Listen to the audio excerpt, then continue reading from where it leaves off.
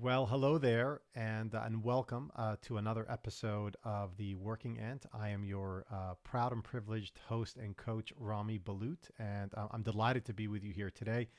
Today, we're going to be talking about something that was actually inspired by a friend of mine who had given a gift away. In this case, it was a premium membership over LinkedIn that resulted in this individual, I believe, out of Kenya in Africa, to then take this membership and yield one of the most successful outcomes that she could have ever imagined.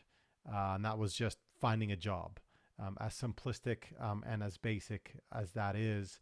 And boy, oh boy, was there an overwhelming amount of gratitude relating to that. And it sparked a lot of thought in my mind around the idea of what we take for granted, so many other people actually take for gold. And it's no surprise here that I mentioned this on the Working Ant, because while so many of us are actually struggling to get ahead and pulling above our weight, oftentimes we actually may take things for granted, even though we may be the last people to actually believe that we are. And I find that to be a little bit of a detriment as we are trying to get ahead in our careers, align our aspirations to a professional goal. And there's just so much here to actually unpack with a statement like that. But I want to make it a little bit practical here so you can use a few tips in your daily lives, and especially in your careers, to really prevent many of the things that I see in my practice where a client will come to me somewhat uninspired, or in fact, in a situation where they have no choice but to be inspired because they are looking for work out of desperation. And I obviously don't want any of you to ever reach a point like that. But it certainly does make one think as a coach of some patterns and commonalities over the years that could be of benefit to those of us that are really, really looking to get ourselves ahead, aspire for more, feel that we're misaligned, and that one day, that day is going to be ours. This beat inside of our head that we can't get out. Some of the things that I've talked about over the years, but things that may be familiar or unfamiliar to you if it's the first time actually tuning in to me today. But nevertheless, just some things to actually think about. So, when I think about taking things for granted, I think about the typical individual that says, like I've got everything going for me. I've got my paycheck; it's a steady paycheck. I wake up in the morning, I've got my daily routine, whether I'm working out, meditating, doing yoga, riding my bike, et cetera, make my cup of coffee or I juice or whatever it is. And then I go on ahead and I actually start my day. There's a certain level of certainty with that. And it's a beautiful certainty, actually, because it actually allows us to create a space, a mental and emotional space that facilitates so much of our ability to conduct ourselves productively during the day. When in fact, in many instances, is actually perpetuating this level of taking things for granted. That sort of inhibits us from being a little bit more creative, innovative, more deliberate at minimum with how we conduct ourselves on a day to day. And so this is merely just a reminder, why we may take things for granted, alongside the fact that, taking things for granted can only take us like so far. And even if we're actually like very, very grateful for what it is that we have, might not be enough actually when we think about all the other people that are out there that are truly, truly, truly busting their tails off just to have a piece, just a small, tiny sliver of a piece of what you have built for yourself and your overall career. And I think it's really important to acknowledge that. I think it's important to actually take that sort of like feeling, let that be a little bit of a driving force for some level of change in your life. So it's almost like, going as far as saying, hey, how much do I really love what I'm doing today? And truly, how much do I love it? And I think the only real way you can actually identify with that is, asking yourself, well, am I prepared to lose what I have today? How much would I actually fight for what it is that I have today. In the situation where, my role became uncertain, how comfortable would I actually be with that level of uncertainty? Would I consider it a gift to move on to something bigger and better for me? Would I be in a position where I'm like, oh my gosh, I've taken this all for granted. I've got to rework myself into ensuring that, hey, you know what, I'm actually valued and I feel significant in the role that I actually have? Or is this just another part of my overall career journey and a chapter in my life, like all the others that I've actually been building on to something in my overall journey? But whichever way you look at it, feeling that you are taking things for granted, well, I can just say, like, hey, you know what? Count your blessings every single day, and then go from there. But I feel like if you actually got a great idea of how much someone values what you do today, you may feel quite differently about your role.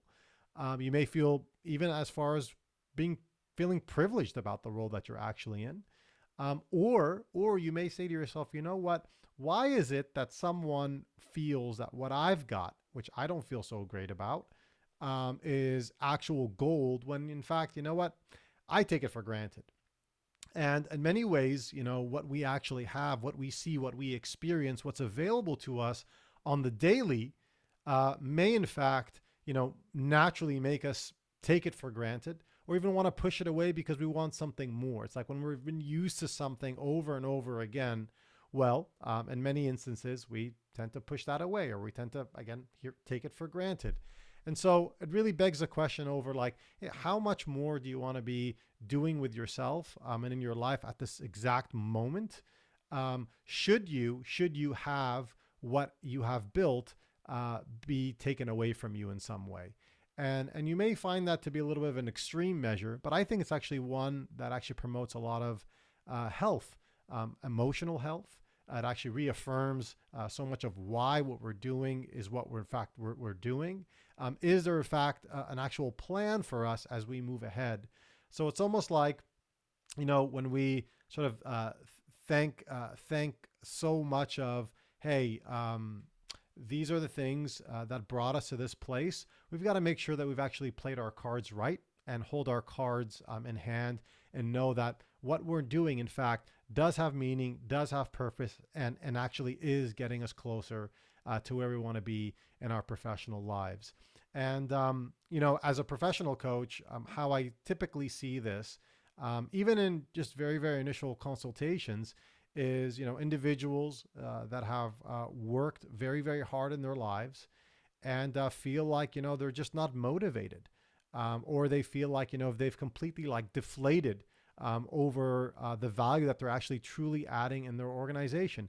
It may be that they've siloed themselves and they've actually isolated themselves from the interactions that it typically takes to make oneself feel very, very valued at minimum in conversations, and obviously professionally with the outputs and the products and services we actually promote and produce. And it may be, an actual a sign where, what we're actually doing is no longer aligned to the values that we have. And that's where it becomes really, really important to then understand, like, hey, if someone's going to meet me midfield and say, you know what, you have taken so much of what you've been doing for granted.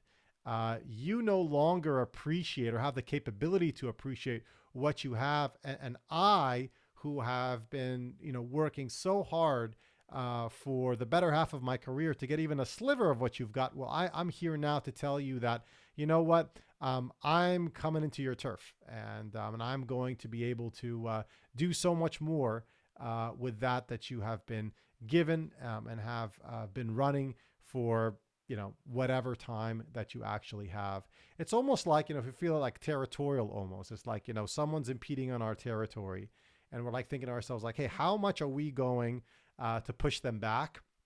And how much can we say, you know what, you can take a piece here. You know what, that piece of real estate there, I really don't need that anymore. I can just go back to a minimalistic state and I'll be okay there. And that's just fine.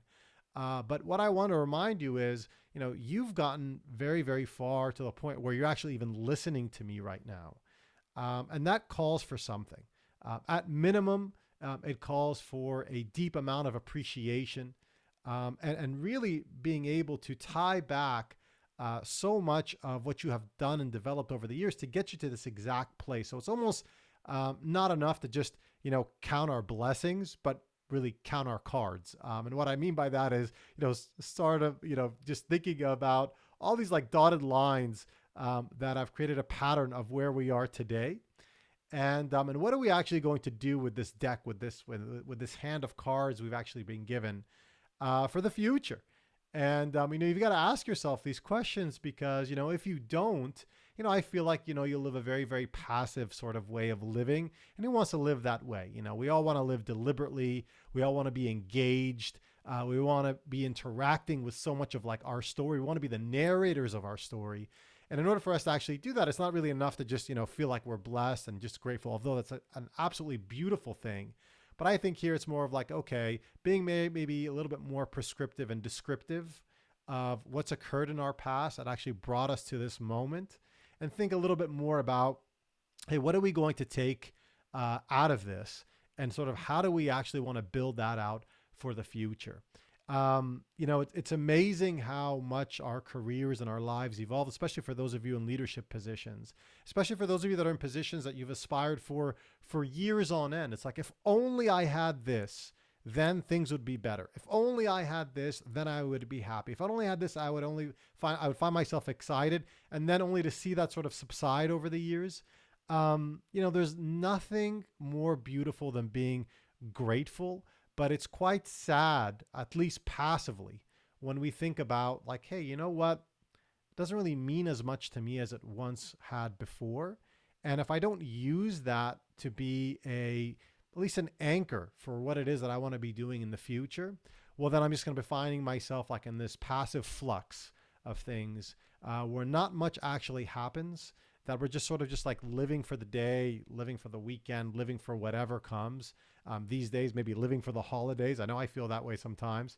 And it's okay because, everything has a time and place. But I think it's really important to think about, hey, how many people truly, truly, truly find what it is that I do of great significance and of value? And if I can't find my way back to understand that and feel that so I can protect that and nourish that and grow that, then maybe it's time for me to start looking in another direction. And it all starts without doing anything radical, perhaps, but just having conversations with others beyond your scope of influence, beyond your power of proximity, beyond what you typically interact with during the day. It's having conversations with someone that may have made a post on LinkedIn or wrote an article, and you just want to reach out to this person and just say, hey, you know what, this resonated with me. I'd love to talk to you a little bit more about this. Being in that state of openness and curiosity, I think incessantly creates a drive within us, even if it's in our subconscious, to actually do more for ourselves. Because the more we learn, the more we actually grow. The actually more comfortable it is that we can live with scarcity. And if we're living with scarcity, this minimalistic way of conducting ourselves in life, well, then not only is our gratitude in check, but whatever comes there afterwards is just the gravy. It's just exciting. So it's almost like, hey, you know what? I'm comfortable where I'm at right now.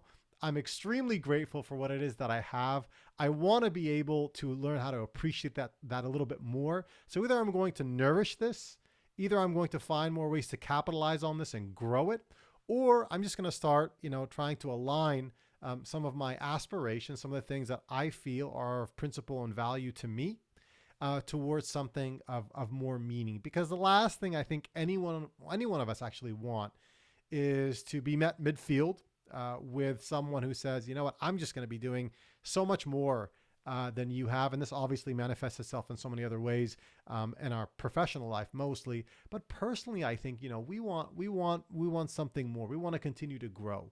And I feel that is a natural desire in every single one of us.